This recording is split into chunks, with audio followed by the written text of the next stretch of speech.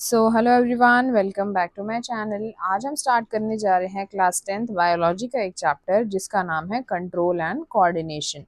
तो बिना देरी किए चैप्टर को स्टार्ट करते हैं। हेडिंग डल गई है, ब्रेन का डायग्राम इंसर्ट हो चुका है। तो चलिए अब शुरू करते हैं। सबसे पहले हम यहाँ पे मतलब समझते हैं कि कंट्रोल का मतलब क्या होता है। तो देखो, कंट्रोल का मतलब क्या होता है। आपकी बॉडी में जितनी भी एक्टिविटीज़ हो रही हैं, है ना, जैसे यहाँ पे लिखा हुआ है regulation of various activities of the body to maintain homeostasis. आपके बॉडी के होम्योस्टेसिस को मेंटेन करने के लिए आप जितनी भी एक्टिविटीज कर रहे हो उन सबका जो रेगुलेशन है वो क्या कहलाता है, कंट्रोल। सबसे पहले हमें यहाँ पर समझना होगा कि what is the meaning of homeostasis. तो देखो, आपकी बॉडी का जो टेम्परेचर है, आपकी बॉडी का जो पीएच लेवल है, ब्लड शुगर लेवल है, वाटर कंटेंट है, ऐसी बहुत सारी चीज़ें जो हैं वो आपके इंटरनल इन्वायरमेंट में काउंट होती हैं। तो इन चीज़ों को बैलेंस करना, भले ही आपके इन्वायरमेंट में, एक्सटर्नल इन्वायरमेंट में कितने भी चेंजेस हो रहे हो, एक्सटर्नल इन्वायरमेंट मतलब आपकी बॉडी के बाहर कितने भी बदलाव हो रहे हो, पर उसके बावजूद भी आपकी बॉडी का temperature, pH, sugar level, water content, ये सब स्टेबल रहे, कांस्टेंट रहे, मेंटेन रहे। ऐसी एबिलिटी को कहते हैं हम लोग होम्योस्टेसिस, है ना। तो आपके होम्योस्टेसिस को मेंटेन करने के लिए, बैलेंस रखने के लिए जितनी भी एक्टिविटीज़ परफॉर्म करता है आपका बॉडी या फिर किसी भी लिविंग ऑर्गेनिज्म का बॉडी, उन सब पे जो कंट्रोल है, उन सब का जो रेगुलेशन है ताकि वो सही से काम करें, इसी को हम क्या बोलते हैं, कंट्रोल। ठीक है। अब आपकी बॉडी का टेम्परेचर मेंटेन करने के लिए बहुत सारे हमारे पास फैक्टर्स हैं हमारी बॉडी में जो हमारी हेल्प करते हैं। पीएच में भी बहुत सारी चीज़ें इन्वॉल्व है। ऐसी आपकी बॉडी के वाटर कंटेंट को मेंटेन करने के लिए बहुत सारी हमारे पास ऑर्गन्स और ग्लैंड्स और बहुत सारी चीज़ें जो हैं इन्वॉल्व रहती हैं अलग अलग फंक्शंस में। तो वो सब अच्छे से काम करें, वो सब अच्छे से काम करें, उनसे अच्छे से काम कराया जाए, इसी रेगुलेशन को हम क्या बोलते हैं, कंट्रोल। ठीक है। तो अगर होम्योस्टैसिस की एक बात करें डेफिनेशन की, तो we can write that the ability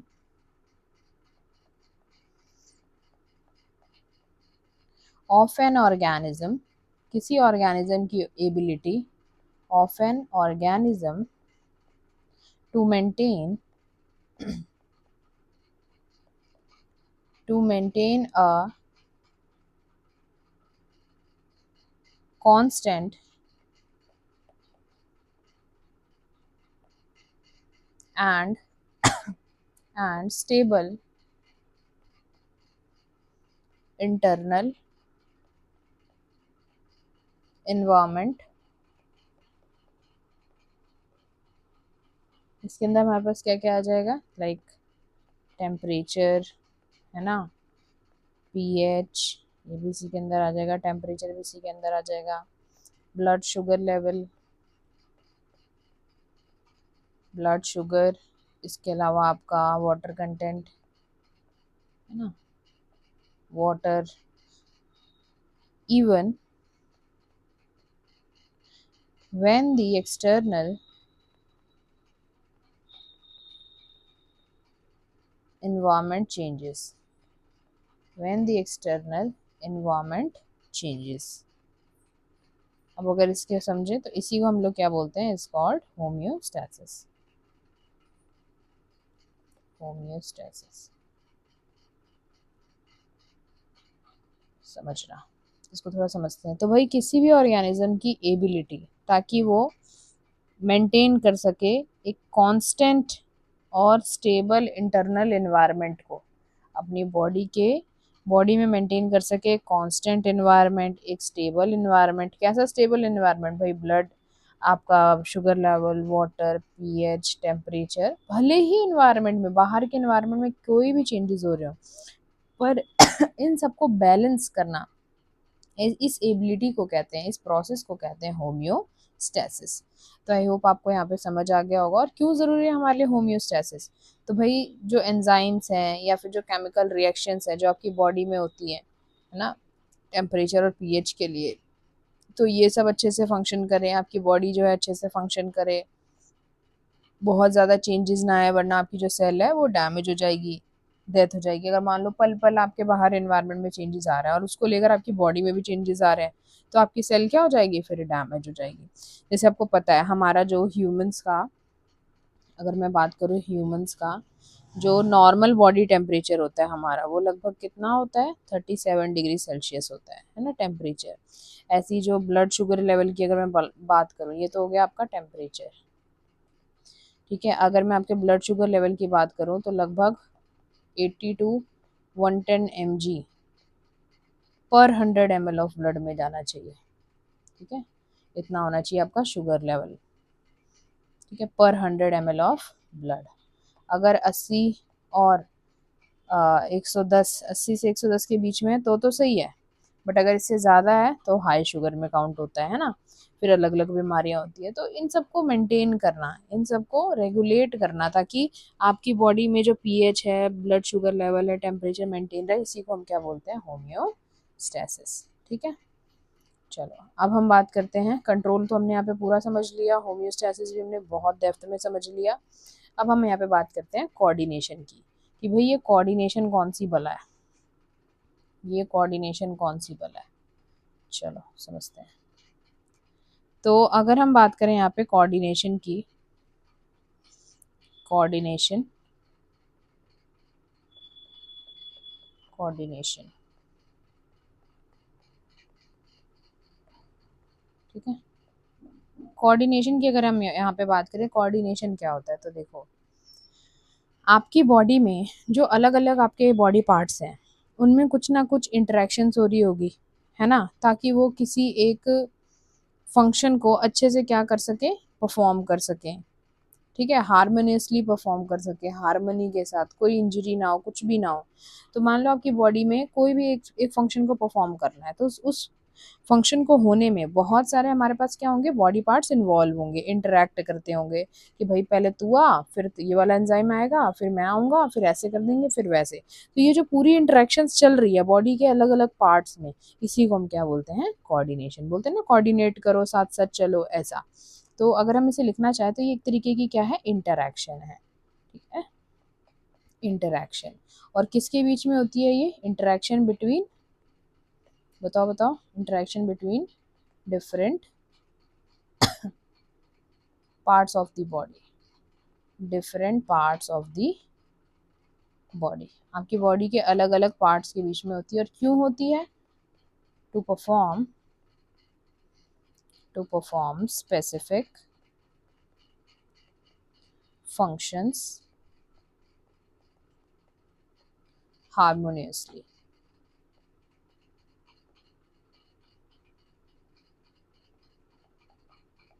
harmoniously यानी आराम से आपकी बॉडी के जो फंक्शंस हैं वो हो जाएं, तो आपकी जो बॉडी के पार्ट्स हैं वो आपस में इंटरेक्ट करते हैं ताकि सब कुछ अच्छे से हो, और इसी इंटरेक्शन को हम लोग क्या बोलते हैं, कोऑर्डिनेशन। ठीक है, तो अगर बात करें कि एक साथ कंट्रोल एंड कोऑर्डिनेशन क्या होता है, कंट्रोल एंड कोऑर्डिनेशन क्या होता है भैया, कंट्रोल एंड कोऑर्डिनेशन जो हमारे चैप्टर की हेडिंग है, ये तो पता ही होना चाहिए भाई, what is control and coordination, होता क्या है। ठीक है, तो हम लोग कह सकते हैं control and coordination, control and coordination क्या होते हैं भाई, वाइटल प्रोसेसेस होते हैं। Control and coordination are vital life processes, we can say, vital, vital मतलब बहुत ज़्यादा ज़रूरी है ना, life processes that enable organisms, that enable organisms to to maintain homeostasis, homeostasis, respond to stimuli, अभी समझेंगे भाई कि stimuli क्या है, respond to stimuli and coordinate body functions, coordinate body functions and adapt and adapt to changes in internal and external environment. चलो भाई decode करना शुरू करते हैं इसको। तो सबसे पहले यहाँ पे हम देखते हैं कंट्रोल एंड कोऑर्डिनेशन जो है ये वाइटल प्रोसेसेस होते हैं, लाइफ प्रोसेसेस, जिसकी वजह से ऑर्गेनिज्म जो है वो अपने होम्योस्टेसिस को मेंटेन करता है। अभी मैंने आपको बताया internal body temperature, blood sugar level, pH, water balance, इन सबको बैलेंस करता है। इसके अलावा अपने आसपास हो रहे चेंजेस के लिए रिस्पॉन्ड करता है। भाई किसी ने तुम्हें थप्पड़ मार दिया, ऐसे थोड़ी बैठे रहोगे ना, रिस्पॉन्ड तो करोगे, पूछो, भले ही मारो ना, भले ही तुम्हारी फट जाए उससे सामने वाले से, बट भाई पूछोगे तो क्या हुआ, ऐसी थोड़ी हाँ भाई मार ले, दूसरा गाल भी ले ले, ऐसे नहीं है जमाना, है ना। तो आप उसके लिए क्या करोगे, रिस्पॉन्ड करोगे, क्योंकि कोई ना कोई चेंज आएगा। आज जैसे आपके बाहर मान लो बहुत ठंड हो गई है, तो आपकी बॉडी रिस्पॉन्ड करती है, आपके रोंगटे खड़े हो जाते हैं, है ना। तो ये क्या है, ये किसी भी चेंज के, किसी भी एक्सटर्नल एनवायरनमेंट या इंटरनल एनवायरनमेंट में हो रहे चेंजेस के लिए रिस्पॉन्ड करना भी क्या है, कंट्रोल एंड कोऑर्डिनेशन है। ठीक है। इसके अलावा आपकी बॉडी जो है अलग अलग फंक्शंस को परफॉर्म करती है, तो उसमें भी बॉडी कोऑर्डिनेट करती है। आपके बाहर या फिर शरीर में अंदर हो रहे चेंजेस के लिए बॉडी क्या करती है, अडेप्ट करती है, अडेप्ट ढालती है खुद को। ये भी क्या है हमारे पास, कंट्रोल एंड कोऑर्डिनेशन, कि भाई जब ठंड लगेगी तो ऐसा ऐसा हो जाएगा, गर्मी लगेगी तो पसीने पसीने निकलेंगे, ताकि बॉडी को ठंडा रखा जाए। तो ये सब क्या है, ये सब है कंट्रोल एंड कोऑर्डिनेशन। अब इसमें एक टर्म यूज हुआ है, स्टिमुलाई। ठीक है, तो इसको थोड़ा सा अपने को जानना पड़ेगा, समझना पड़ेगा। ठीक है, हेडिंग डालते हैं स्टिमुलस। बहुत डेप्थ में ही चैप्टर में बता रही हूँ, वीडियो लंबी भी हो जाएगी। ठीक है, बट आई थिंक कोई डाउट नहीं रहेगा, और बहुत अच्छा चैप्टर है ये, बहुत स्कोरिंग चैप्टर है और नॉलेजेबल भी बहुत ज़्यादा है। तो अगर आप ये वीडियो को पूरा देखते हो तो मैं इंश्योर करती हूँ कि बाकी बच्चों से आपको सबसे ज़्यादा पता होगा, क्योंकि मैंने जो सोर्सेज रखे हैं बहुत सारे, मेरे पास वेरियस सोर्सेज है जहाँ से मैं इनको अभी लिख रही हूँ, समझा रही हूँ, बता रही हूँ, एक्सप्लेन कर रही हूँ। प्लस मैं इनमें उन टॉपिक्स को भी कवर करूँगी जो एग्ज़ाम में ज़्यादातर पूछे जाते हैं। प्लस जो बच्चा कीन टू लर्निंग है, यानी सीखना चाहता है, इंटरेस्टिंग लगता है उसको बायोलॉजी, वो तो बिल्कुल जुड़ जाए, क्योंकि मुझे खुद भी डेप्थ में पढ़ना पसंद है और सामने वाले को भी डेप्थ में बताना पसंद है। बहुत बार इंसान जैसे बड़ा बाउंडेड हो जाता है कि नहीं आपको इतने में ही करना है ऐसा, तो मेरे साथ तो अभी ऐसा है नहीं, है ना। कोई बहुत हजार करोड़ बच्चे तो अभी पढ़ नहीं रहे, तो अपना जो वीडियो बना रही हूँ मैं, जितनी भी वीडियो बनाऊंगी, मुझे खुद भी डेप्थ में पढ़ना पसंद है और पढ़ाना भी पसंद है। ठीक है, क्योंकि पढ़ पढ़ के मेरी अपनी तो नॉलेज बढ़ती है भाई, सामने वाले को भी लगना चाहिए कि यार पढ़ क्यों रहे हैं। ऐसा ना लगे कि एनसीईआरटी लाइन बाय लाइन बस लिख दी, चैप्टर खत्म, नाम हो गया, बस नहीं। एक एक वर्ड जो मुझे लगेगा इसके अंदर, मैं उसकी मीनिंग भी एक्सप्लेन करूंगी एज अ कीवर्ड। आपको लगेगा ही नहीं कि भाई आप 10th पढ़ रहे हो, आपको लगेगा कहाँ विज्ञान और उसमें गहराई में आप घुस गए हो, और मज़ा भी आएगा। ठीक है, अगर आप मेरी बातों को समझते हो तो।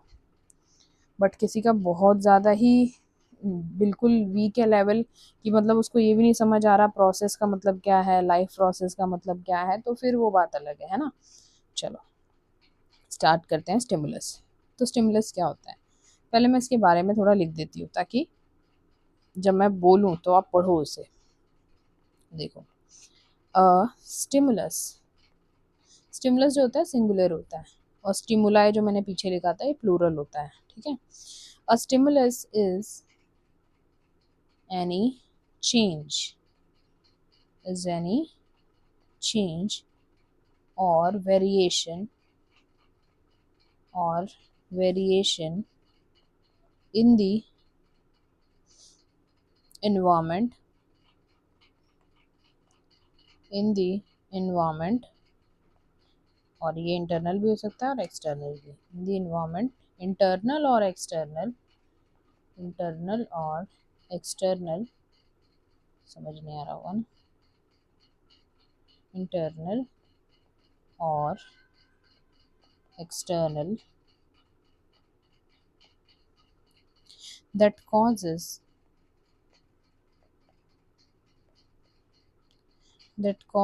an organism to respond, an organism to respond. समझना भाई। मान लो कि मेरे इंटरनल या चलो एक्सटर्नल इन्वायरमेंट में कोई चेंज आया। क्या चेंज आया? पहले मेरी बॉडी बड़ी रिलैक्स थी, ठीक है। अब सामने पतीला रखा था, मुझे नहीं पता कि वो गर्म है ठंडा है। उसमें पानी रखा था, मुझे भी ये भी नहीं पता वो गर्म है ठंडा है। अभी तक तो मैं नॉर्मल बैठी हुई थी। गलती से मेरा हाथ क्या हो गया, उस गर्म पैन में मौजूद पानी में चला गया। अब मैं ऐसी बैठी रहूंगी क्या? नहीं, मैं क्या करूंगी, रिस्पॉन्ड, और मैं तुरंत से अपना हाथ वहां से क्या करूंगी, हटा लूंगी। क्यों हटाया मैंने हाथ? क्योंकि मेरे इन्वायरमेंट में कोई चेंज आया, ठीक है। मेरे आसपास एक चेंज आया जिसकी वजह से मुझे क्या करना पड़ा, रिस्पॉन्ड करना पड़ा। तो वो चीज जिसकी वजह से मैं रिस्पॉन्ड कर रही हूँ वो मेरे लिए क्या कहलाएगी, स्टिमुलस।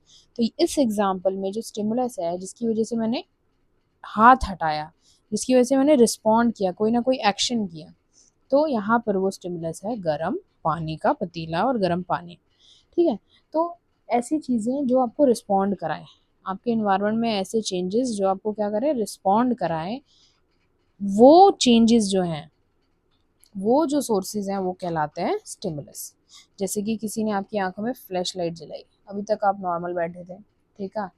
आपका जो प्यूपिल है वो सब मान लो लाइट के हिसाब से एडजस्टेड था, है ना। पावर ऑफ अकोमोडेशन आपका टॉपिक आपने पढ़ा होगा।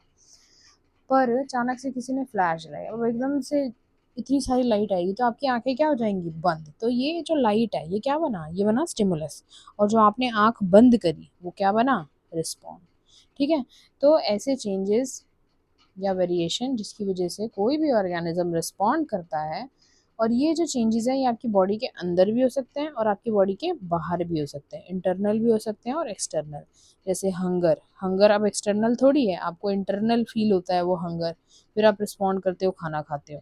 थर्स्ट मान लो, ठीक है। ब्लड प्रेशर, टेम्परेचर, ये सब जो है वो इंटरनल फैक्टर्स हैं। और एक्सटर्नल में लाइट आ जाएगा, साउंड आ जाएगा, टेम्परेचर, टच या कोई केमिकल, तो इसके लिए आप एक्सटर्नली रिस्पॉन्ड करते हो। अब मैं ऐसा करती हूँ, जो मैंने ये बता ही दिया है, तो मैं इसके टाइप्स को भी थोड़ा सा एक्सप्लेन करती हूँ कि इसके टाइप्स क्या है। तो अगर मैं बात करूँ स्टिमुलस की, तो स्टिमुलस यहाँ पर हमारे पास दो तरीके के हो सकते हैं, ठीक है। पहला हो सकता है हमारे पास एक्सटर्नल, एक्सटर्नल स्टिमुलस जिसके लिए आप रिस्पॉन्ड करो, और दूसरा हो सकता है आपके पास internal stimulus, internal stimulus.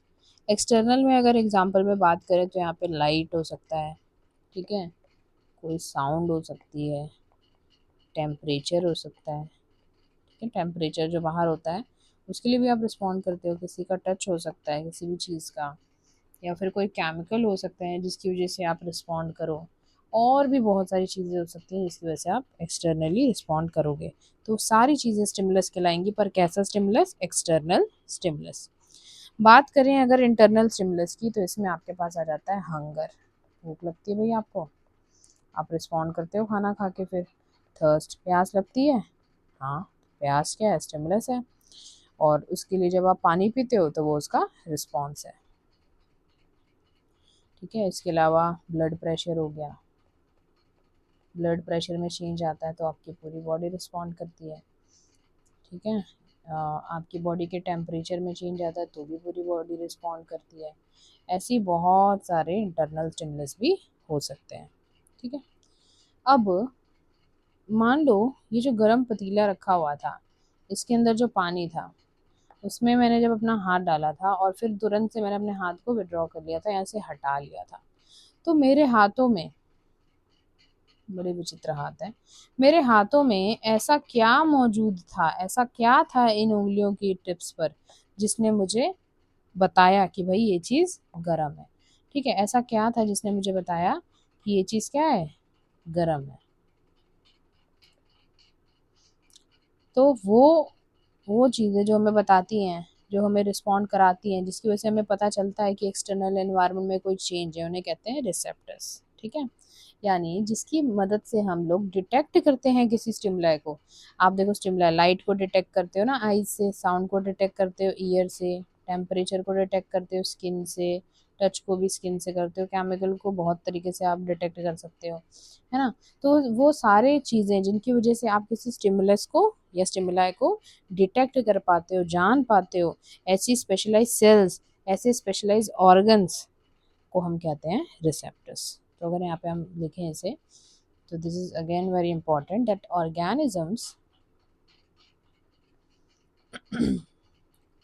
organisms detect stimuli using receptors, using, इसको थोड़ा सा अलग से लिखते हैं, receptors, using receptors, जो कि क्या होते हैं, स्पेशलाइज्ड सेल्स, स्पेशलाइज्ड सेल्स, या फिर हम बोल सकते हैं ऑर्गन्स, और organs sensitive to specific stimuli, sensitive to specific stimuli। ठीक है, देखो, तो जिसकी वजह से हम लोग स्टिमुलाई को डिटेक्ट कर पाते हैं, ऐसे स्पेशलाइज सेल्स या फिर ऐसे स्पेशलाइज ऑर्गन्स जो हैं वो क्या कहलाते हैं, रिसेप्टर्स कहलाते हैं। अब यहाँ पे अगर हम बात करें रिसेप्टर्स की, तो हमारे पास बड़े तरीके के रिसेप्टर्स मौजूद हैं और इनके बारे में हमें जानना भी पड़ेगा। ठीक है, तो अगर यहाँ पे हम बात करें रिसेप्टर्स की,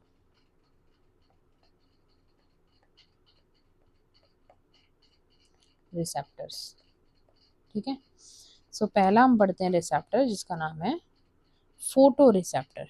क्या नाम है, फोटो रिसेप्टर, फोटो रिसेप्टर्स। ये क्या डिटेक्ट करेंगे, खुद बता दो भाई। ये डिटेक्ट करेंगे लाइट, थोड़ा अलग पेन से देते हैं। ये क्या डिटेक्ट करेंगे, ये डिटेक्ट करेंगे लाइट को। और यहाँ पे जो रिसेप्टर होगा वो कहाँ की सेल्स होंगी भाई, आई। ठीक है, फिर आता है हमारे पास सेकेंड, थर्मो रिसेप्टर्स। और थर्मो वर्ड आपको पता है हीट से रिलेटेड है, टेम्परेचर से रिलेटेड है, थर्मो रिसेप्टर्स।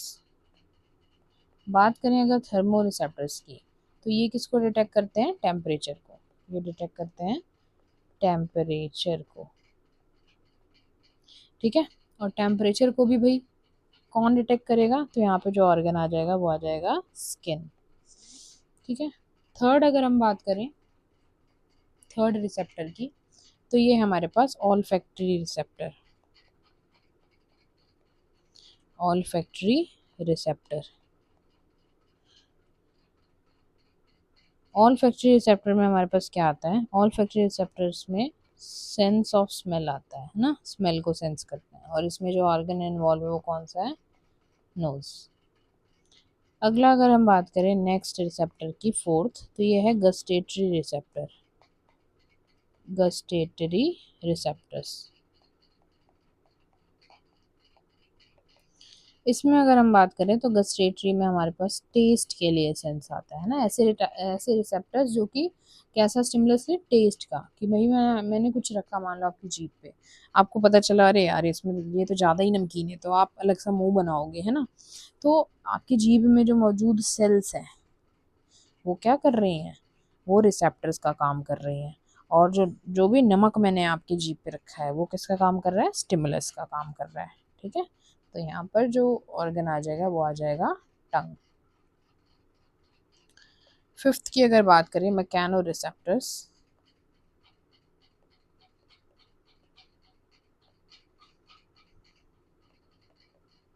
Mechano receptors. अगर हम इसकी बात करें मैकेनो रिसेप्टर्स क्या होते हैं, तो यहाँ पर ये टच को और प्रेशर को फील करते हैं, किसको, टच एंड प्रेशर को डिटेक्ट करते हैं, टच एंड प्रेशर। और इसमें भी जो ऑर्गन आता है वो क्या आता है, स्किन। नेक्स्ट अगर हम बात करें नोसिसेप्टर्स की, नोसिसेप्टर्स तो ये क्या होते हैं, इनको देखते हैं थोड़ा सा। नोसिसेप्टर्स जो है पेन को डिटेक्ट करते हैं, ठीक है, पेन को डिटेक्ट करते हैं। तो ये हमारे पास थे 6 तरीके के रिसेप्टर्स जो अलग अलग स्टिमुलस को डिटेक्ट करने का काम करते हैं। तो यहाँ पे हमने स्टिमुलस को पूरा पढ़ लिया, कंट्रोल एंड कोऑर्डिनेशन हम समझ चुके हैं, ठीक है। अब हम स्टार्ट करेंगे अपने टॉपिक से जिसका नाम है नर्वस सिस्टम। तो इससे पहले मैं यहाँ पे एक डायग्राम इंसर्ट कर देती हूँ जिससे हम लोग इजीली इसको समझ पाएंगे, ठीक है। सो यहाँ पे है मेरे पास न्यूरॉन, जिसके बारे में ज़रूर आप जानते होंगे पहले से भी थोड़ा बहुत, ठीक है। बट इससे पहले मैं आपको एक बार ब्रीफ करती हूँ अबाउट नर्वस सिस्टम कि भाई ये होता क्या है, व्हाट इज़ नर्वस सिस्टम।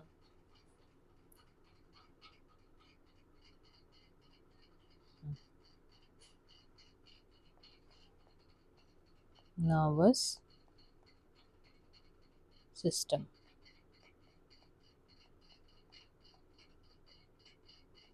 ठीक है। चलो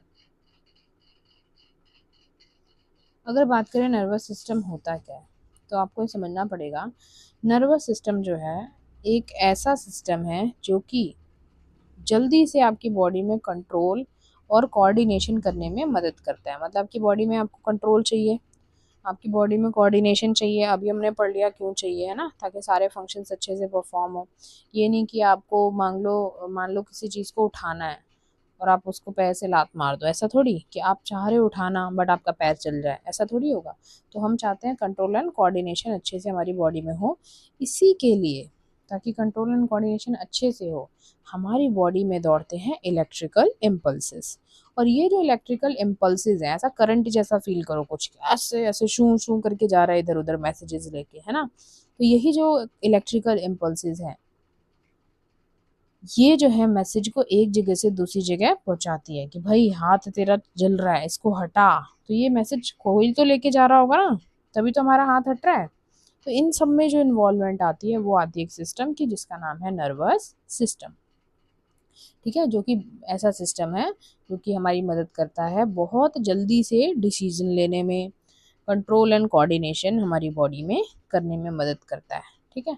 तो अगर यहाँ पे हम समझें कि भाई है क्या नर्वस सिस्टम इज व्हाट, तो यहाँ पे we can write that it helps it helps in rapid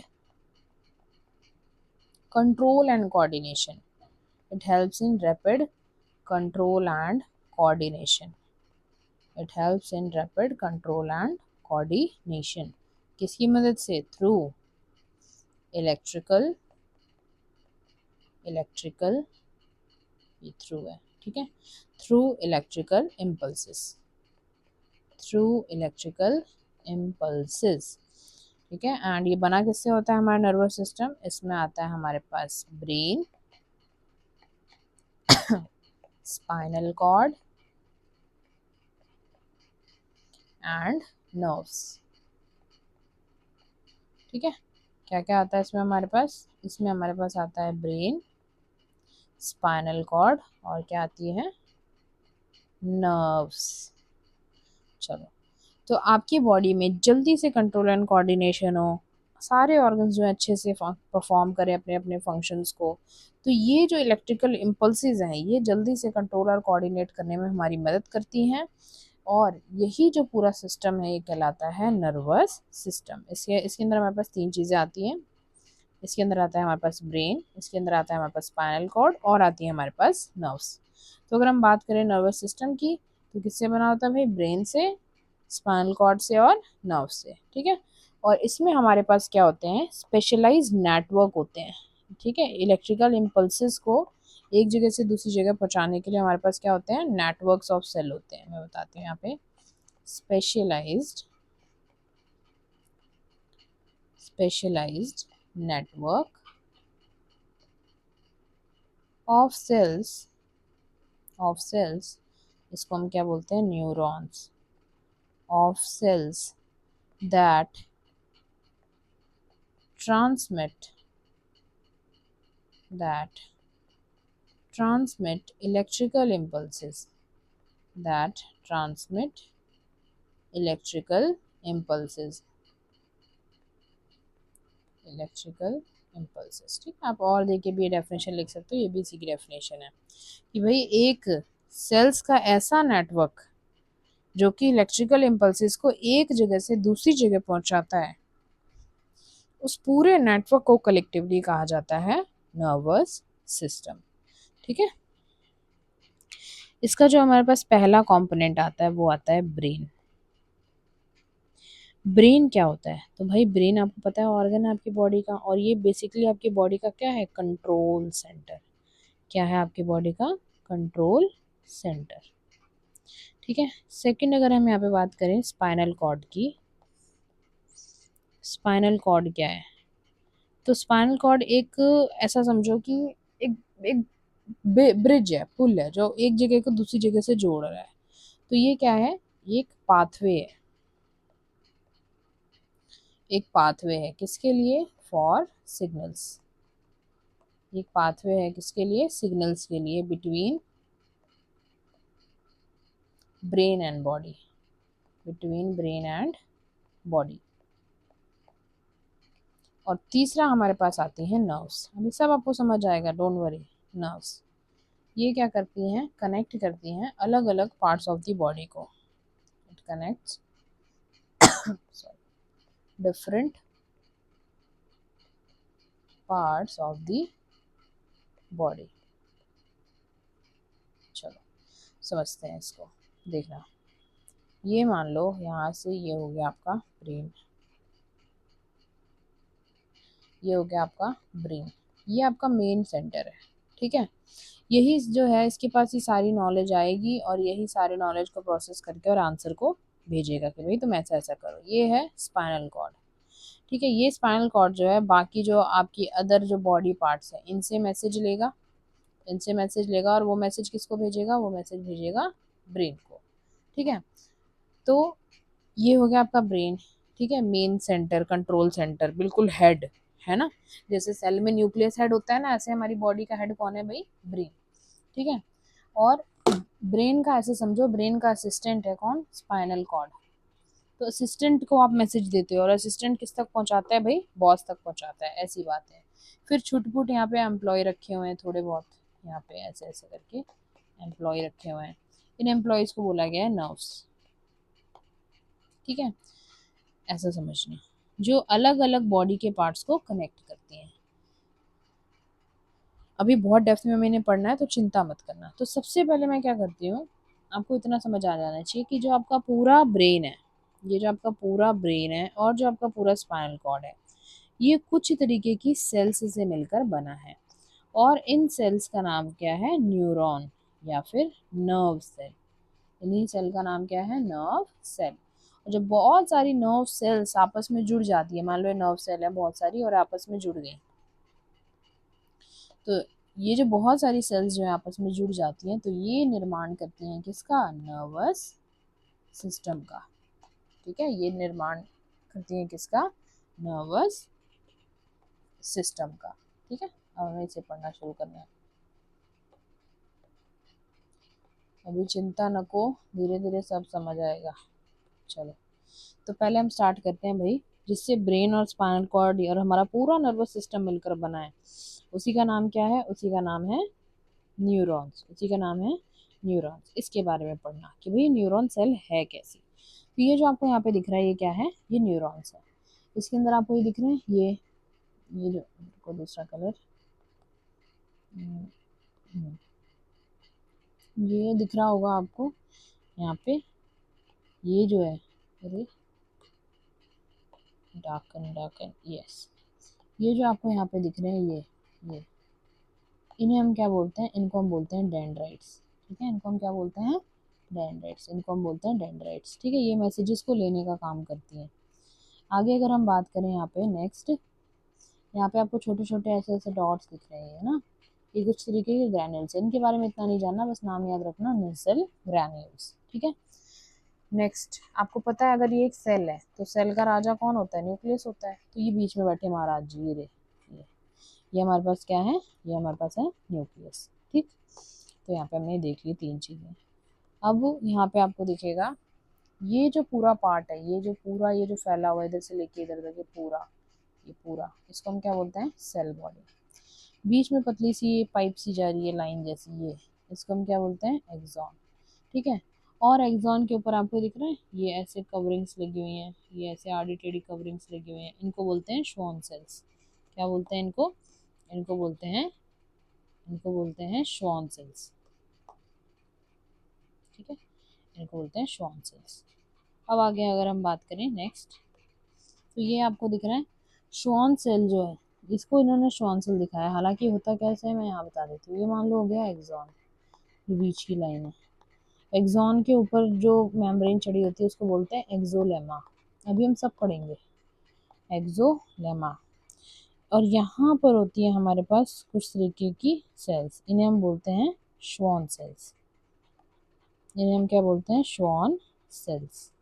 और इन श्वान सेल्स के ऊपर कवरिंग चढ़ी होती है एक और, उन्हें हम बोलते हैं क्या, माइलन शीथ। उन्हें हम बोलते हैं माइलन शीथ। थोड़ा सा इसके अंदर इसने गलत सा बना रखा है, कोई नहीं, इसको बनाएंगे हम, सब पढ़ेंगे, डोंट वरी। फिर बीच बीच में आपको यहाँ पे गैप दिख रहे हैं, ये गैप, ये दिख रहा है ये गैप, इनको क्या बोलते हैं, नोड ऑफ रैनवियर। फिर यहाँ पे देखो, यहाँ पे ये पूरी जो नर्व है खत्म हो रही है, तो इसको बोल देंगे एक्सॉन, एक्सोनल टर्मिनल या फिर नर्व एंडिंग। यहाँ पे छोटे छोटे नॉब बने हुए हैं, नॉब समझते हो ना, गेट में जिससे आप गेट को ऐसे खोलते हो उसको क्या बोलते हैं, नॉब। तो ऐसे ही नॉब बने होते हैं, इनको कहते हैं साइनेप्टिक नॉब। तो एक बार हम अपना बनाएंगे डायग्राम, इसको छोड़ेंगे और अपना बनाएंगे। ठीक है, इधर ही बना लेते हैं, ये कुछ सुंदर लग भी नहीं रहा, इसको हटाते हैं।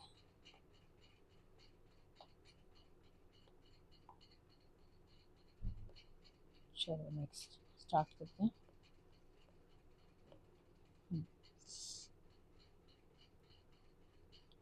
तो एक बार आप मेरे साथ साथ पहले डायग्राम बना लो इसका, बहुत ही ज़्यादा इम्पोर्टेंट है और कई बार डायरेक्ट आ भी जाता है। ठीक है,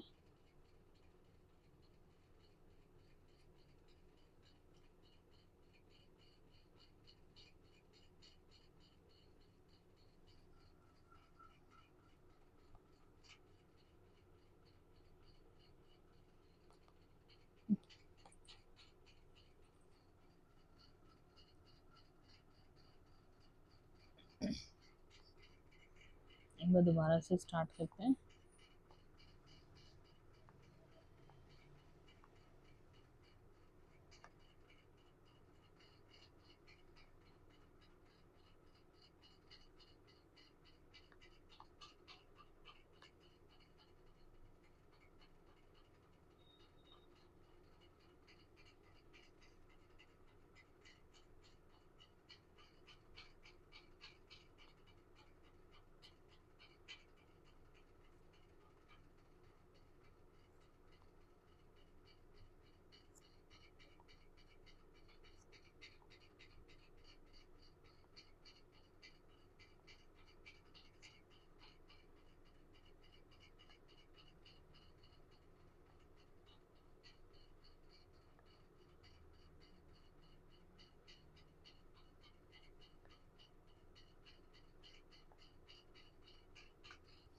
हमको चुड़ैल लग रही होगी, बट इट्स ओके, कोई नहीं, थोड़ा सा सुंदर ही है। मार्कर से आदत है ना, थोड़ा स्टाइलिश अभी हो जाएगा हाथ सेट, डोंट वरी। बनने से मतलब होना चाहिए, है ना।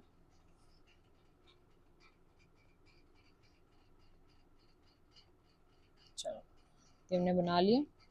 यहाँ पे हमारे पास क्या होगा, न्यूक्लियस, ये हो गया न्यूक्लियस। ये यहाँ पर हो गए हमारे पास नेजल ग्रैन्यूल्स, ये जो ऐसे ऐसे जटाएं निकली हुई हैं इसकी, ये हो गई हमारे पास डेंड्राइट्स। ठीक है, इसके अलावा आपको ये दिख रहा है, ये पूरी लाइन दिख रही होगी आपको, ये पूरी लाइन, ये हो गई हमारे पास एक्सॉन। ये पूरा कहलाएगा हमारे पास एक्सोनल एंडिंग या फिर नर्व एंडिंग। ये जो नीचे आपको दिख रहे हैं कटोरे जैसे यहाँ पे, ये हमारे पास क्या है, साइनेप्टिक नॉब्स। अब इनकी लेबलिंग को थोड़ा सा शुरू करते हैं, को लेबलिंग करते हैं थोड़ा सा ताकि चीज़ें याद हो जाए हमें। चलो स्टार्ट करते हैं। आप भी मेरे साथ साथ बना लो, मैं देखूंगी तो यहाँ से वीडियो को थोड़ा सा फास्ट कर दूंगी ताकि जल्दी जल्दी नेमिंग हो जाए हमारे पास।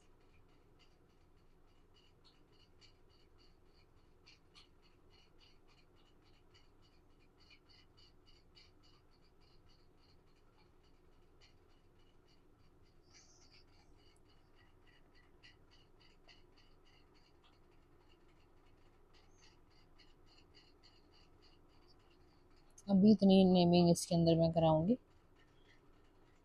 चलो देखो, इसका नाम क्या है, डेंड्राइट्स। मैंने एक को दिखाया, पूरे को दिखा देना है, इतने को, ये पूरा डेंड्राइट्स है, ठीक है, डेंड्राइट्स।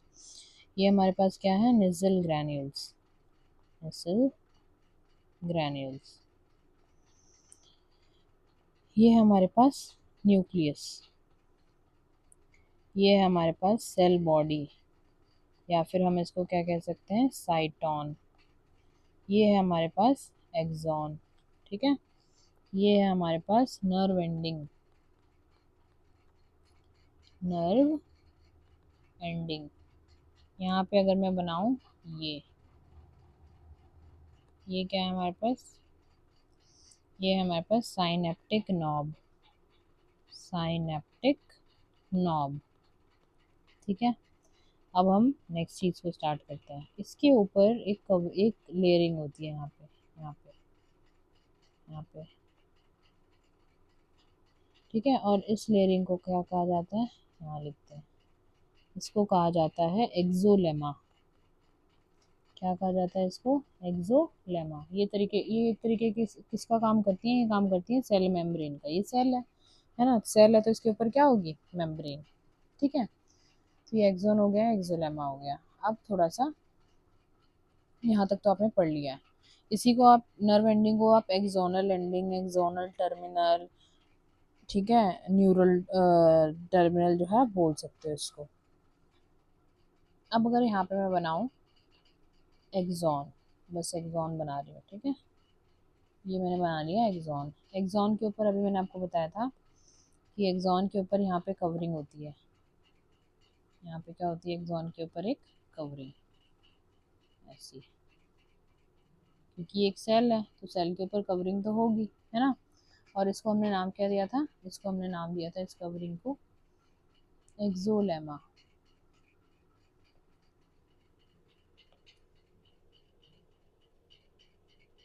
इसको हमने नाम क्या दिया था, एक्सोलेमा। ये सेल मेम्ब्रेन का काम कर रही थी, एक्सोलेमा।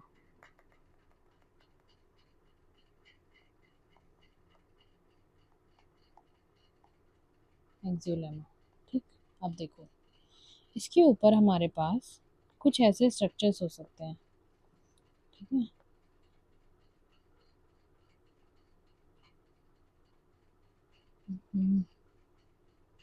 छोटे से बनाते हैं ऐसे, ऐसे, ठीक है। ये जो हमारे पास जो स्ट्रक्चर होंगे, ऐसे जो स्ट्रक्चर होंगे, इनको हम बोलते हैं श्वान सेल्स। क्या बोलते हैं इनको हम, श्वान सेल। और इन श्वान सेल के ऊपर एक कवरिंग होती है, और ये हो भी सकती है, नहीं भी हो सकती है, ऐसे। ये हो गए श्वान सेल। और श्वान सेल के ऊपर जो कवरिंग होती है, इसको हम लोग क्या बोल देते हैं, इसको हम बोलते हैं माइलिन शीथ, ठीक है। श्वान सेल के ऊपर जो कवरिंग होती है, इसको हम क्या बोलते हैं, माइलिन शीथ, ठीक। बट हमारी बुक में या फिर आप कहीं पे देखोगे तो ये उन्होंने बना रखा है माइलिन शीथ, और इस छोटे से को नाम दे देते हैं श्वान सेल। हालांकि होता क्या है, ये जो होता है ना, श्वान सेल का न्यूक्लियस होता है। श्वान सेल एक तरीके की सेल है, तो उसका क्या होता है, ये न्यूक्लियस होता है, ठीक। तो अगर मान लो माइलिन शीथ है श्वान सेल के ऊपर, तो ऐसे न्यूरॉन को, मान लो ये जो न्यूरॉन है, अगर इस न्यूरॉन के एक्सॉन के ऊपर अगर माइलिन शीथ है, और दूसरा हो सकता है माइलिन शीथ नहीं है, अगर है तो हम क्या बोलेंगे, अगर माइलिन शीथ है तो हम क्या बोलेंगे, माइलिनेटेड न्यूरॉन, माइलिनेटेड न्यूरॉन, अगर माइलिन शीथ है तो, और अगर नहीं है तो क्या बोलेंगे, non myelinated neuron, non myelinated neuron.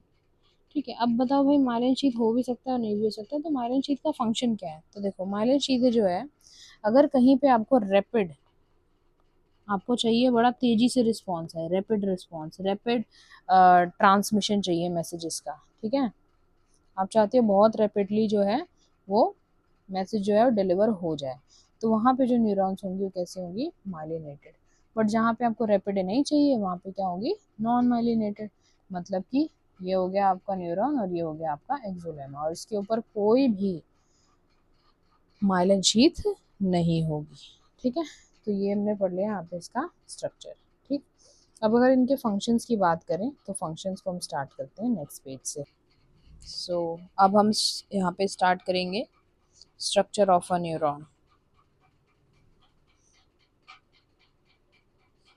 Structure of a neuron, और इससे तो डायरेक्ट क्वेश्चन आता है। अगर मैं बोर्ड्स की बात करूँ, क्लास 10th बोर्ड, तो इससे क्या आता है, बिल्कुल डायरेक्ट क्वेश्चन आ जाता है कि explain the structure of neuron, है ना। तो उसमें हर एक पार्ट को एक्सप्लेन करना होता है। तो सबसे पहले यहाँ पे जो मैं एक्सप्लेन करूँगी वो हमारे पास रहेगा सेल बॉडी। ठीक है, इस पार्ट को मैं एक्सप्लेन करूँगी कि सेल बॉडी क्या है।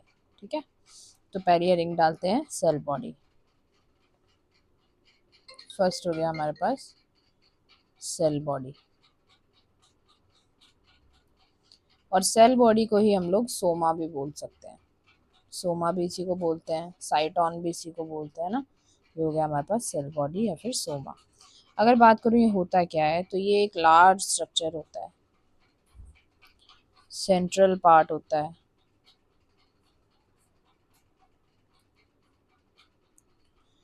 किसका, न्यूरॉन का।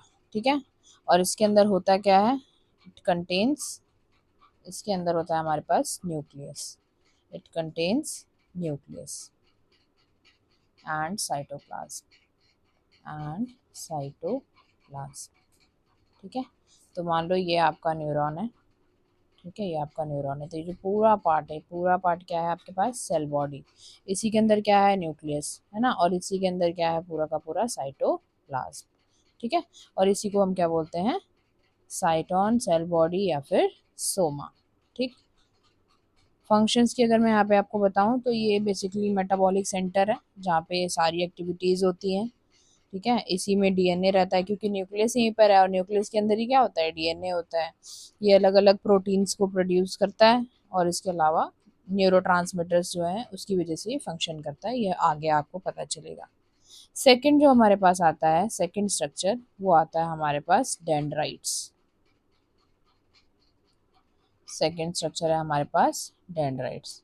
ठीक है, अगर डेंड्राइट्स के बारे में जाने यहाँ पे हम, तो डेंड्राइट्स क्या होती हैं, शॉर्ट होती हैं, ब्रांच्ड होती हैं। इसका ऐसा करती हूँ, छोटा सा यहाँ पे एक डायग्राम बना देती हूँ जिससे आपको समझ आएगा। तो ये वाला जो पार्ट हो गया, ये वाला पार्ट, ये क्या हो गया आपके पास, इसको आगे करना, ये हो गया आपके पास सेल बॉडी। ठीक है, अब वो यहाँ पर मैं बना रही हूँ एक और डायग्राम। ये जो ऐसे ऐसे शॉर्ट ब्रांचेस निकली हुई थी, ये ब्रांचेस क्या हो गई, डेंड्राइट्स। ठीक है, ये ब्रांचेस हो गई डेंड्राइट्स।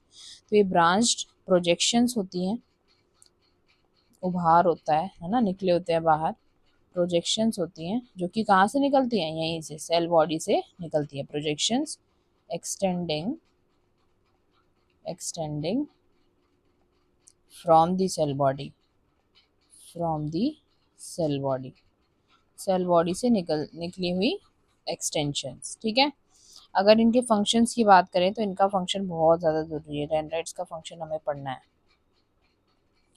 फंक्शंस देखना, ये क्या करती हैं, रिसीव करती हैं इलेक्ट्रिकल सिग्नल्स को। तो यहाँ पे we can write that they receive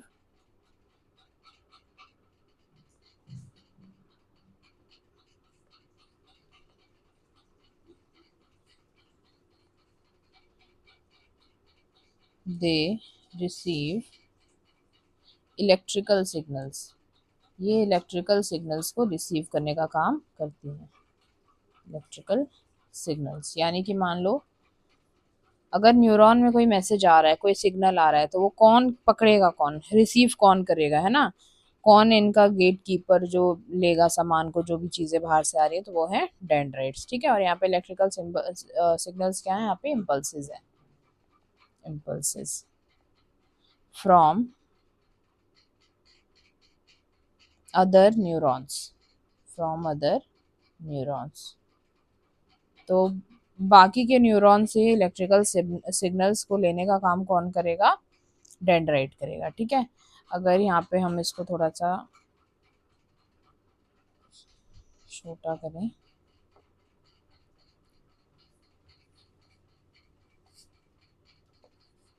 next second इसका फंक्शन आता है हमारे पास, जो मैसेज ये लेता है, जो इलेक्ट्रिकल सिग्नल्स ये लेता है, ये क्या करता है, इनको ट्रांसमिट कर देता है, ये ट्रांसमिट कर देता है इन इम्पल्सेस को, transmit these impulses towards the cell body, towards the cell body.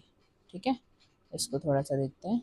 जैसे मान लो यहाँ पे ये है आपका, ये है आपके डेंड्राइट्स। ठीक है, इन्होंने मैसेज लिया और वो मैसेज कहाँ पे भेज देंगे, ये सेल बॉडी की तरफ भेज देंगे, क्योंकि आपको दिख रहा है हर डेंड्राइट, कोई भी जो डेंड्राइट है इसका मुंह देखो कहाँ खुल रहा है, कहाँ बंद हो रहा है, ये जाके सेल बॉडी की तरफ। तो जो भी मैसेज ये लेंगे वो सारा किसको भेज देंगे, सेल बॉडी को भेज देंगे।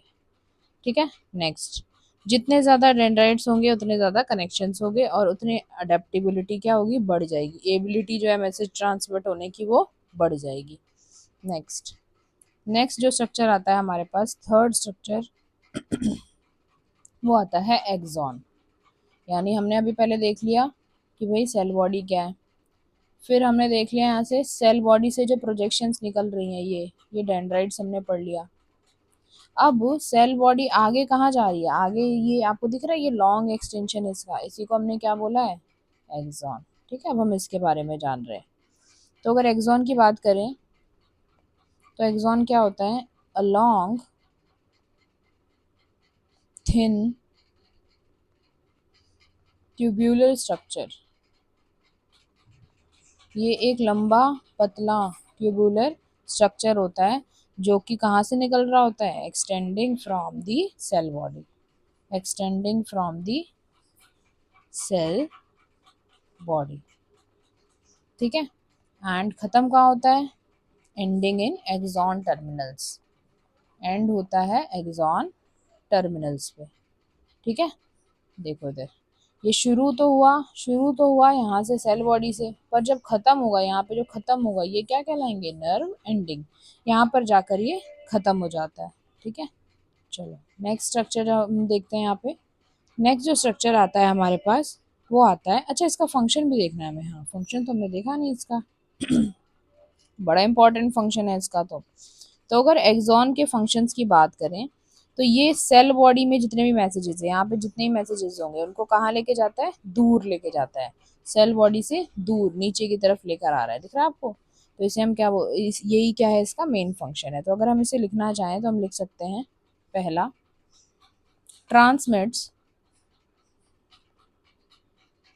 Electrical impulses, electrical impulses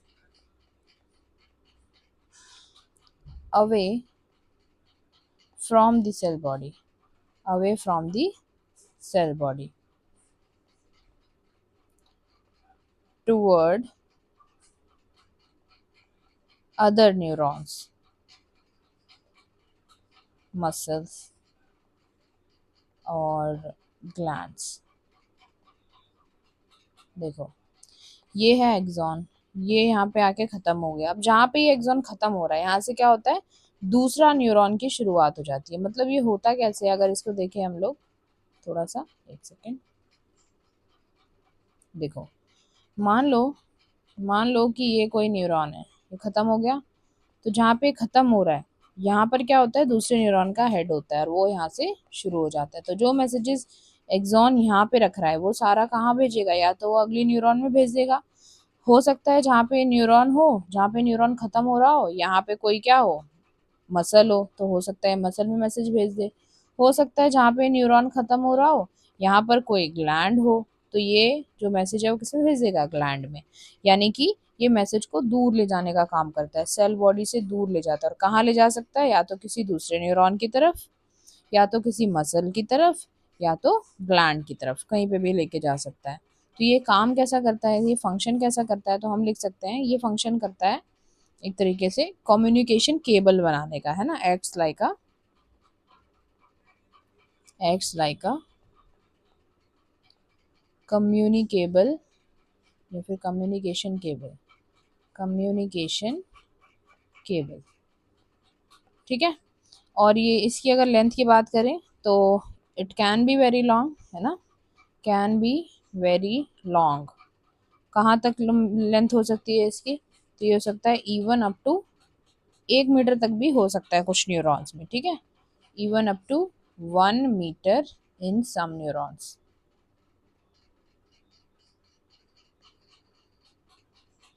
even up to 1 metre in some neurons, कुछ न्यूरॉन्स में जो है ये 1 मीटर तक भी हो सकता है। ये हमने देख लिया एक्सॉन। अब जो आता है हमारे पास फोर्थ स्ट्रक्चर आता है हमारे पास माइलिन शीथ का। माइलिन शीथ, यहाँ पे अगर मैं बात करूँ माइलिन शीथ की, बहुत इंपॉर्टेंट स्ट्रक्चर है। तो ये एक तरीके की क्या है, एक फैटी लेयर है।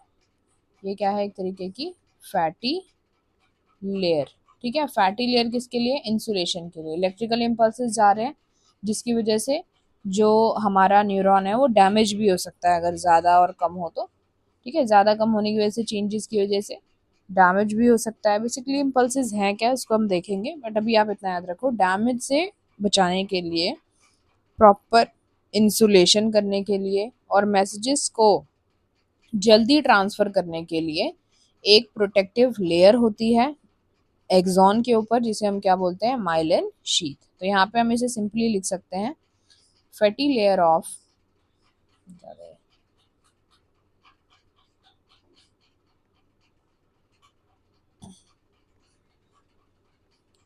Fatty layer of insulation, fatty layer of insulation covering the axon in segments यानी पूरी तरीके से नहीं कवर करता है, कुछ कुछ हिस्सों को ही कवर करता है, ठीक है। फॉर्म्ड बाय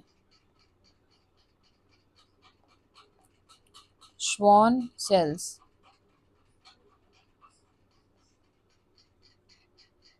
अब ये पीएनएस का पार्ट है बट ठीक है, ओलिगोडेंड्रोसाइट्स, और हमें इतना ही जाना। फॉर्म्ड बाय Schwann cells, अगर इसको समझे यहाँ पे देखो, ये हो गया आपका एक्सॉन, ठीक है।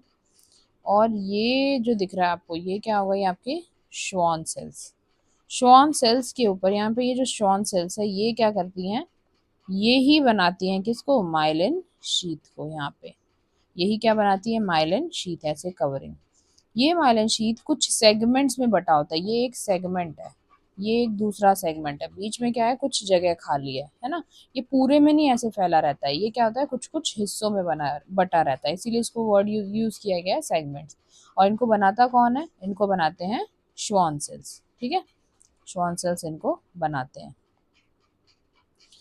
अब अगर बात करें इनके फंक्शंस की, फंक्शन माइलिन शीथ के फंक्शंस की,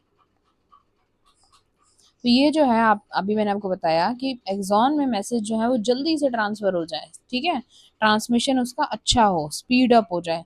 तो इसकी वजह ये ही हेल्प करता है कौन, माइलिन शीथ। क्या लिख सकते हैं हम यहाँ पे, it speeds up the transmission,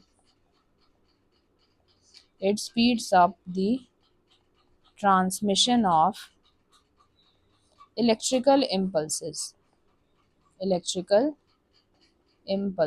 electrical impulses के ट्रांसमिशन को बढ़ा देता है। अगला, prevent loss of electrical signal, electrical signal जो है वो लॉस ना हो जाए, खत्म ना हो जाए, ठीक है, इधर उधर ना चला जाए, इससे भी वो प्रिवेंट करता है, loss of electrical signal. Next, इतना ही काफ़ी है, आई थिंक बहुत है, इनफ। ठीक है, ये इसके मेन फंक्शन हो गए। अब आता है हमारे पास फिफ्थ जो कि है notes of Ranvier. Notes of Ranvier.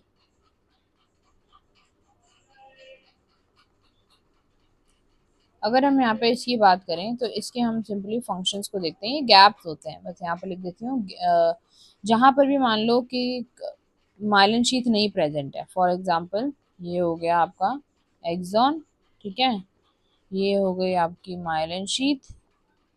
तो दो माइलिन शीथ के बीच में जो गैप है इसी को क्या बोलते हैं, नोड ऑफ रेनवियर। ठीक है, अगर इसके फंक्शन की हम लोग यहाँ पे बात करें, फंक्शन क्या है इसके, तो हम सिंपली बोल सकते हैं कि गैप्स है माइलिन शीथ में। यहाँ पे लिख देती हूँ gaps in the myelin sheath. ये क्या है भाई, गैप्स है माइलिन शीथ में। और ये क्या करती हैं भाई, इलेक्ट्रिकल इम्पल्स जो होती हैं उन्हें जंप करने में मदद करती हैं। ठीक है, एक नोड से दूसरे नोड में तुरंत से। बाकी आप इतना नहीं भी लिखोगे तो चलेगा, कोई दिक्कत नहीं है, आपसे नहीं पूछ रहा कोई नोड्स ऑफ रेनवियर। नेक्स्ट जो यहाँ पे इम्पोर्टेंट आता है हमारे पास सिक्स स्ट्रक्चर, वो है एक्सॉन टर्मिनल्स। ठीक है, एक्सॉन टर्मिनल्स, ये इंपॉर्टेंट है। ठीक है, इसे हम साइनेप्टिक एंडिंग भी कह सकते हैं, साइनेप्टिक एंडिंग्स। अगर हम यहाँ पे इसकी बात करें तो ये क्या होती हैं, स्मॉल ब्रांचेस होती हैं एक्सॉन के एंड पर। ठीक है, छोटी छोटी ब्रांचेस, अभी मैंने आपको बताया था ये एक्सॉन है, और जहाँ पे ख़त्म हो रहा है यहाँ पे ब्रांचेस निकली होती हैं, इन्हीं को हम क्या बोलते हैं, एक्सॉन टर्मिनल्स। ठीक है, इनको ही हम बोलते हैं एक्सॉन टर्मिनल्स। देखना, ये होती हैं small branches at the end of the axon, at the end of the axon, axon के एंड पर। फंक्शंस की अगर यहाँ पे बात करी जाए कि इनके फंक्शंस क्या हैं, तो देखना, ये रिलीज करती है न्यूरो को। ठीक है, ये रिलीज करती है किसको, न्यूरो ट्रांसमीटर, न्यूरो ट्रांसमीटर्स, जो कि किसका काम करते हैं, केमिकल मैसेंजर्स का, chemical messengers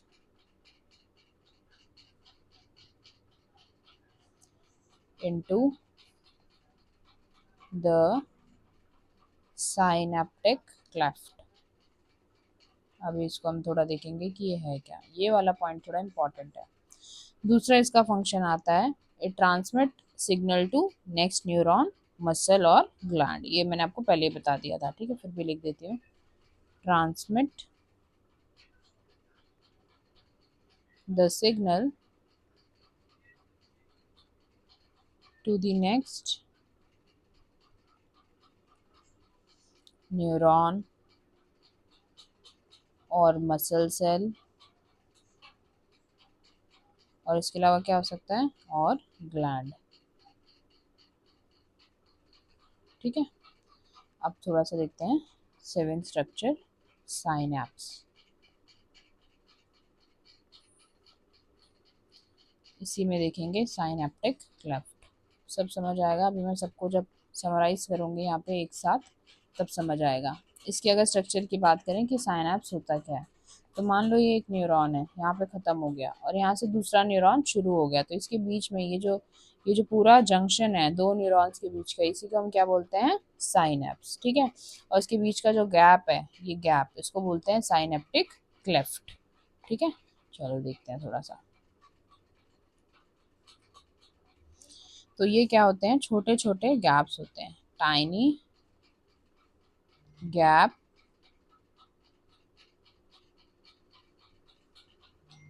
between the axon terminal, between the axon terminal of one neuron and the dendrites and the dendrites of the next neuron और टारगेट सेल सुनेंगे अब इसको थोड़ा सा ध्यान से।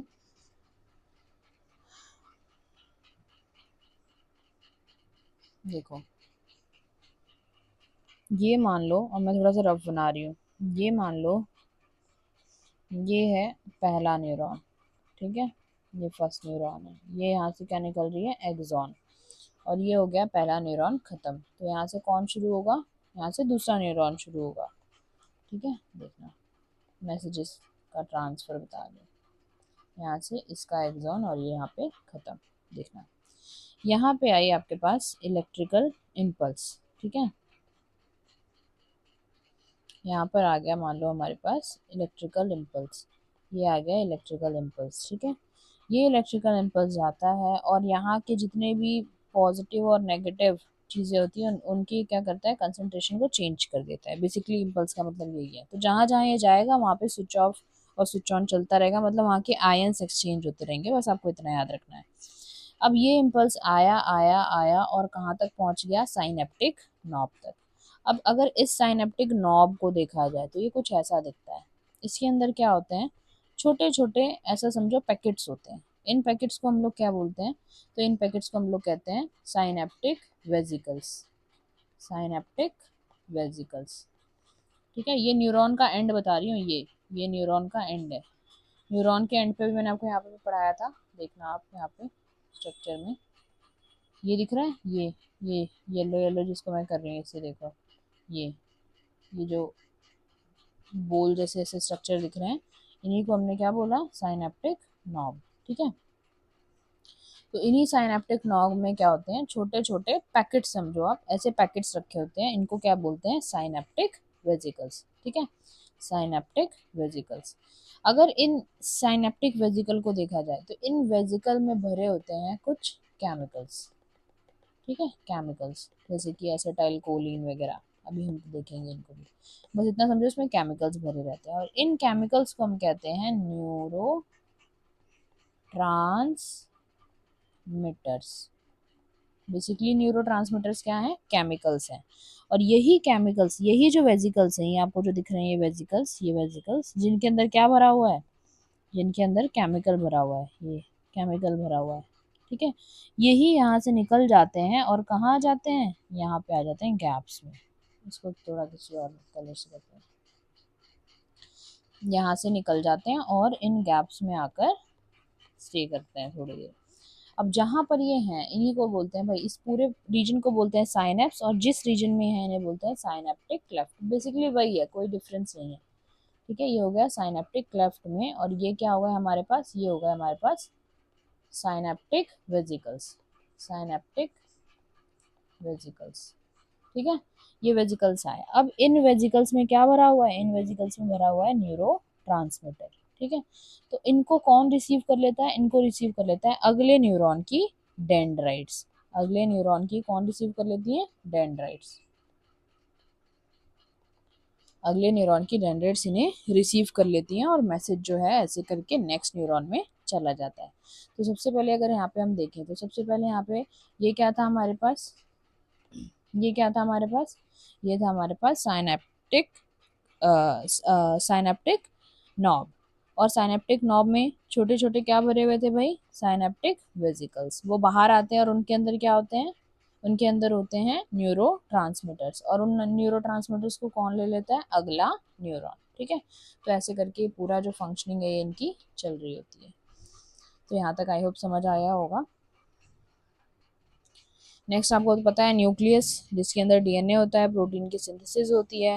ये न्यूरॉन की मेटाबॉलिज्म में, ग्रोथ में और रिपेरेशन में मदद करता है। तो अगर ट्रांसमिशन ऑफ मैसेज को, इसको अगर मैं थोड़ा सा समराइज करूँ तो कैसे कह सकते हैं इसे, तो इसको थोड़ा सा आप देखना, समरी बता रही हूँ मैं इसकी, ठीक है। सबसे पहले मैसेजेस कहाँ जाते हैं, डेंड्राइट्स। सबसे पहले कहाँ जाएंगे, डेंड्राइट्स। डेंड्राइट से कहाँ जाएंगे, सेल बॉडी, या फिर सोमा भी बोला हमने इसे। फिर कहाँ जाएंगे, एक्सॉन, ठीक है। एक्सॉन से फिर कहाँ जाएंगे भाई, और एक्सॉन में अगर माइलिन शीथ है तो इनका मैसेजेस का ट्रांसमिशन बढ़ जाएगा, स्पीड अप हो जाएगा। फिर कहाँ पहुंचेंगे, axon terminals, axon terminals, axon terminals तक पहुंच गए। अब ये ये यहाँ पर जो एक्सॉन टर्मिनल में मैसेजेस पहुंच गए हैं, ये होंगे किसमें मैसेजेस पहुंच जाएंगे, साइनेप्टिक वेसिकल्स में। साइनेप्टिक वेसिकल्स में मैसेजेस हैं आपके, और इन मैसेजेस को आपने क्या बोला, इन केमिकल्स को आपने क्या बोला, न्यूरो न्यूरो ट्रांसमिटर्स, यही तो बोला हमने, न्यूरो ट्रांसमिटर्स। ठीक है, एक्सॉन टर्मिनल पे मौजूद होंगे, और इसको हमने क्या बोला, साइनेप्टिक नॉब, जिसके अंदर ये भरे हुए हैं इन्हें क्या बोला, साइनेप्टिक नॉब। तो साइनेप्टिक नॉब में होते हैं साइनेप्टिक वेसिकल्स, और साइनेप्टिक वेसिकल्स में भरे होते हैं न्यूरो ट्रांसमिटर्स। ठीक है,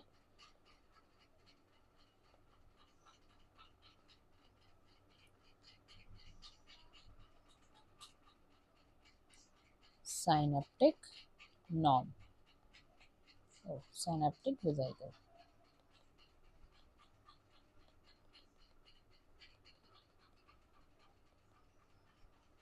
ये हो गया हमारे पास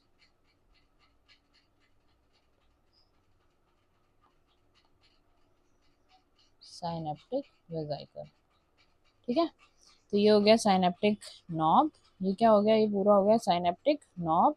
साइनेप्टिक नॉब में ये जो गोल गोल स्ट्रक्चर है ये क्या हो गया, साइनेप्टिक वेसिकल्स, और इनके अंदर जो केमिकल भरा है वो क्या हो गया, न्यूरो ट्रांसमिटर्स। ठीक है, आई होप यहाँ तक कोई दिक्कत नहीं होगी कि कैसे जो मैसेजेस है वो ट्रांसफर होते हैं। और ऐसे ही करके नेक्स्ट न्यूरॉन में अब होता क्या है, यहाँ से देखो, यहाँ से भी समझो, यहाँ से जो ये मैसेजेस होते हैं ये नेक्स्ट न्यूरॉन में ट्रांसफर कर दिए जाते हैं। तो यहाँ से क्या आ जाता है, नेक्स्ट न्यूरॉन। और नेक्स्ट न्यूरॉन में डायरेक्ट नहीं जाता है, पहले कहाँ रिलीज होता है, पहले जाता है मैसेजेस किसमें, साइनैप्स में, और फिर साइनैप्स से कहाँ जाता है, नेक्स्ट न्यूरॉन में। ठीक है, तो सबसे पहले मैसेजेस अपने एक्सॉन में घूमेगा पूरा, फिर नीचे आएगा, फिर कहाँ पे रिलीज हो जाएगा, साइनैप्स, या फिर साइनेप्टिक क्लेफ्ट में, साइनेप्टिक क्लेफ्ट में, और फिर कहाँ जाएगा, नेक्स्ट न्यूरॉन में, नेक्स्ट न्यूरॉन में। और नेक्स्ट न्यूरॉन के किस पार्ट में जाएगा, नेक्स्ट न्यूरॉन के डेंड्राइट्स में जाएगा, है ना, डेंड्राइटिक पार्ट्स में चला जाएगा। तो ऐसे करके जो मैसेजेस हैं वो ट्रांसफर होते हैं। तो यहाँ तक हमने कर लिया है हमारा first part of this video. ठीक है, जिसमें हमने देखा कंट्रोल कोऑर्डिनेशन का मतलब क्या है। ठीक है, फिर हमने इसमें स्टिमुलस को जाना, इसके टाइप्स जाने, फिर हमने रिसेप्टर्स को समझा, फिर हमने देखा नर्वस सिस्टम होता क्या है। नर्वस सिस्टम में जो इसका मेन फंक्शनल यूनिट है जिसे हम न्यूरॉन कहते हैं, हमने इसके स्ट्रक्चर को भी अच्छे से समझ लिया कि इसके अंदर क्या क्या होता है और उन पार्ट्स के क्या क्या फंक्शन होते हैं और मैसेजेस कैसे ट्रांसफ़र होते हैं। फिर भी अगर आपको कोई डाउट आए तो आप मेरे से पूछ सकते हो। ठीक है, ये रहेगा हमारे पास पार्ट 1 ऑफ दिस लेक्चर। ठीक है, इसके अलावा भी बहुत सारे पार्ट्स होंगे जिसमें हम अगली क्लास में स्टार्ट करेंगे ब्रेन को एंड स्पाइनल कॉर्ड को, जो आपका न्यूरल कोऑर्डिनेशन है इन एनिमल्स, इनको हम स्टार्ट करेंगे। एक बार जब हम एनिमल्स को ख़त्म कर लेंगे फिर हम प्लांट्स को स्टार्ट करेंगे। तो अगर आपको ये वीडियो पसंद आए तो आप लाइक करना। एक बार जब इसके सारे पार्ट्स में बना लूँगी तो इनका जो एक कंपाइल्ड नोट्स है वो मैं शेयर करूँगी अपने टेलीग्राम चैनल पे। Thank you so much and take care.